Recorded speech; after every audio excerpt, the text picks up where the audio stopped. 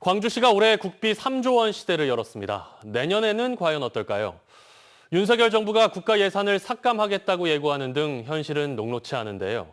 민선 8기 광주시의 역량이 시험대에 올랐습니다. 김영찬 기자입니다. 광주시의 미래 먹거리 산업으로 꼽히는 반도체 특화단지 조성 사업. 광주시는 반도체 기반 조성과 인재 양성을 위한 반도체 첨단 공정 등의 신규 사업에 필요한 14억 원을 내년 국비 예산 확보에 반영해달라고 정부에 요청했습니다.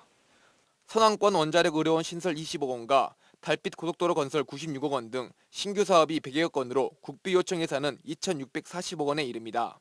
신규 사업뿐만 아니라 민선 7기 때부터 계속된 사업도 300여 건에 달합니다.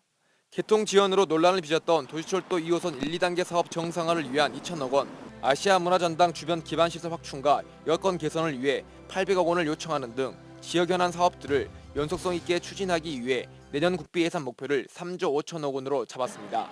민선 8기가 출발했기 때문에 민선 8기에서 역점적으로 추진할 사업들도 좀 더 발굴해서 이렇게 추가 제출도 하고.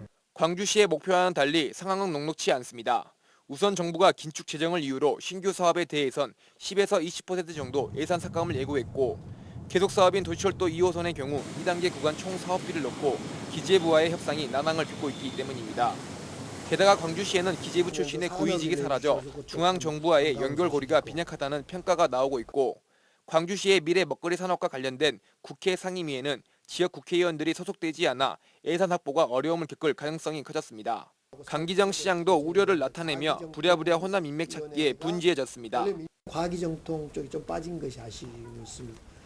그 기조실장님이랑 부장님한테 과기정통에 누가 있을까를 좀 찾아보자 이런 이야기를 했습니다. 광주시 예산 확보를 위한 대내의 상황이 우호적이지 않은 만큼 강기정 시장이 충분한 역량을 보여주지 못할 경우 2년 연속 3조 원 시대는 빨간불이 켜질 것으로 우려됩니다. MBC 뉴스 김영창입니다.